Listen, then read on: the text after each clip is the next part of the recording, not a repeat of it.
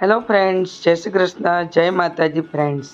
તો હું આજે તમારી સાથે શેર કરવા જઈ રહી છું આખા ઘઉંની ઘૂઘરી. એ પણ આજે આપણે ગોળવાળી બનાવીશું. તો અહીંયા આપણે આ રીતે તમે જોઈ શકો છો, અને ખાવામાં પણ બહુ હેલ્ધી અને પૌષ્ટિક, ને સાથે ગોળ ઘી હોય એટલે ખાવામાં બહુ જ ટેસ્ટી એવું લાગે. તો ચાલો બનાવીએ આપણે આખા ઘઉંની ઘૂઘરી. તો જોતા રહેજો મિત્રો, અને જો રેસીપી પસંદ આવી જાય તો લાઈક કરવાનું ભૂલતા નહીં. તો ચાલો બનાવીએ આપણે. તો સૌપ્રથમ તો એક વાટકી આપણે ઘઉં લીધા છે. ઘઉંને આ રીતે પલાળી દેવાના છે 4-5 કલાક માટે. ઘઉંને પલાળી દેવાના. તો ઘઉં પલળી જાય એટલે અને સારી રીતે આપણે એને ધોઈ લેવાના છે. ધોઈને પછી એને પલાળવાનું. તો આ રીતે ઘઉં પલળી જાય એટલે જોઈ શકો છો સરસ દાણો એવો પલળી ગયો છે. તમારી પાસે વધુ સમય હોય તો તમે વધુ સમય પલાળી શકો છો. અને આ રીતે હવે આપણે એને પાણી ઢોળી દઈશું અને બીજું પાણી આપણે લઈ લઈશું. તો અહીંયા એક આપણે જાડા તળિયાવાળું વાસણ લીધું છે. એમાં આપણે આ રીતે લઈ લઈશું બધા ઘઉં. તો તમે તમારી ક્વોન્ટિટી પર તમે બનાવી શકો છો. તો હવે સાથે આપણે ઉમેરી દઈશું પાણી. તો પાણી મેં અહીંયા 2 ગ્લાસ લીધેલું છે, અને પાણી આપણે 2 ગ્લાસ લઈ લેવાનું. પાણી તમે વધારે પણ તમારે સમય હોય એટલા તમે એને પકાવી શકો છો. તો આ રીતે હવે આપણે ગેસ ચાલુ કરી અને ગેસ પર મૂકી દેવાના છે. તો આ રીતે અંદર તમે જોઈ શકો છો, અને ગોળ લઈ લીધો છે. તમે ગોળ ઓછા વધતો તમે કરી શકો છો. તો આ રીતે ગોળ લઈ લેવાનો છે, અને તમે દેશી ઘી જોતું હોય તો તમે દેશી ઘી પણ તમે ઉમેરી શકો છો. તો હવે આને લઈને આપણે ગેસ ચાલુ કરી દઈશું. ગેસ પર મૂકી અને ગેસ ચાલુ કરી દઈશું. તો ગેસ પર આપણે એને મૂકી અને આ રીતે સરખું એવું ચલાવી લઈશું. અને પછી એને બફાય ત્યાં સુધી એને આપણે ચડે ત્યાં સુધી એને ચડવી લેવાના છે. અને આ રીતે એને ઢાંકી દઈશું.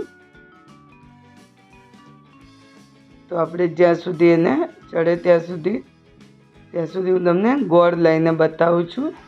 તો હવે આપણા ઘઉં ચડે છે ત્યાં સુધી એનો ગોળ આપણે આ રીતે કટ કરી લેવાનો છે. ઝીણો આપણે કટ કરી લઈશું.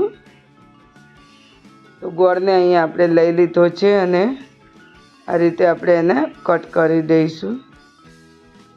ને સાથે આપણે થોડા ડ્રાયફ્રૂટ લઈ લઈશું. તો મેં અહીંયા 7-8 બદામ લઈ લીધી છે. થોડા પિસ્તા લઈ લીધા છે. તમે તમારા મનપસંદ દ્રાક્ષ લઈ લેવાની. તો અહીંયા મેં દ્રાક્ષ લઈ લઉં છું, અને તમારા મનપસંદ તમારે ડ્રાયફ્રૂટ લેવા. તો આ રીતે અને પિસ્તા અને બદામ ફ્રાય કરી લઈશું આપણે. દ્રાક્ષને પછી ઉમેરવાની.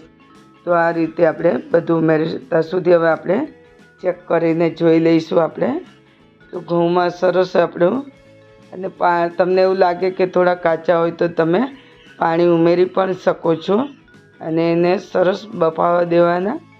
તો આપણા ઘઉં થોડા એવા, હવે આપણે એને જ્યાં સુધી આ પાણી બળે ત્યાં સુધી આપણે એને રાખીશું. ફરી આપણે ઢાંકી દઈશું, અને ઢાંકતા જઈશું અને આપણે પકાવતા જઈશું.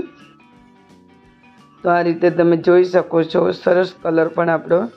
તો હું દબાઈને ચેક કરું છું. તો આ રીતે આપણે એમાં હવે આપણા ઘઉં થોડા થઈ ગયા છે. તો હવે હું ગોળ ઉમેરી દઉં છું.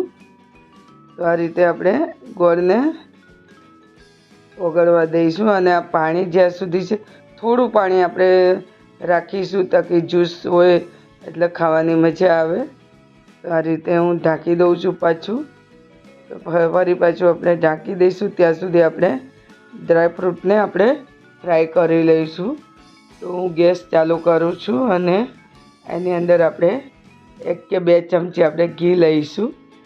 તો ઘી ગરમ થાય એટલે આપણે પિસ્તા અને બદામ ઉમેરી દઈશું. અને પછી ફ્રાય થઈ જાય એટલે આપણે છેલ્લે દ્રાક્ષને ફ્રાય કરીશું તાકી આપણા બળી ના જાય એ રીતે.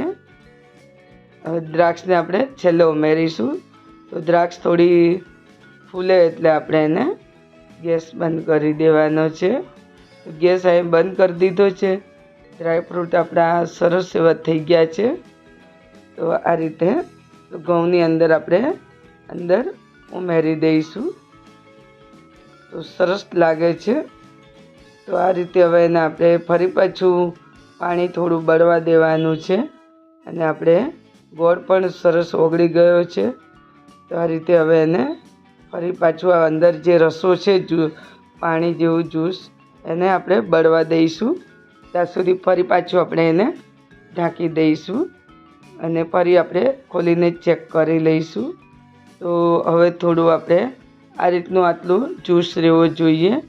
અને તમારે એકદમ કોરી કરવી હોય તો તમે કોરે પણ કરી શકો છો. તો આને કહેવાય ઘઉંની ઘૂઘરી. તો હવે આ રીતે આપણે એને ગેસ પરથી આપણે નીચે ઉતારી લઈશું. તો તૈયાર થઈ ગયું છે આપણી ઘઉંની ઘૂઘરી. તો તમે જોઈ શકો છો ને આપણું અને ડ્રાય પણ થવા આવ્યા છે ને થોડો રસો પણ આપણો થોડો રાખીશું જ્યુસ. ગોળનો જ્યુસ એટલે ખાવામાં પણ બહુ અને આને નીચે તો આ ચીપકે નહીં ઘઉં હોય એટલે આ રીતે તમારે એને ચલાવते રહેવું. અને હવે આપણે એને સર્વિંગ પ્લેટમાં લઈ લેવાનું છે. તો છે ને મિત્રો એકદમ ઇઝી આખા ઘઉંની ગોળવાળી ઘૂઘરી. તો આ રીતે બનાવજો મિત્રો. અને હવે આપણે એને સર્વિંગ બાઉલમાં લઈ લીધા છે આ રીતે. અને સાથે આપણે ગોળ લઈ લીધો છે, ઘી લઈ લીધું છે. તમે ઉપર ઘી ઉમેરીને પણ ખાઈ શકો છો. તો મિત્રો તમને આ રેસીપી કેવી લાગી? જો તમને આ ઘઉંના ઘૂઘરીની રેસીપી સારી લાગી તો લાઈક કરજો, શેર કરજો અને ચેનલમાં જો તમે નવા આવ્યા હો તો સબસ્ક્રાઈબ કરવાનું ભૂલતા નહીં. આખા ઘઉંની ઘૂઘરી તો બનાવજો મિત્રો. અને રેસીપી જોવા બદલ ધન્યવાદ.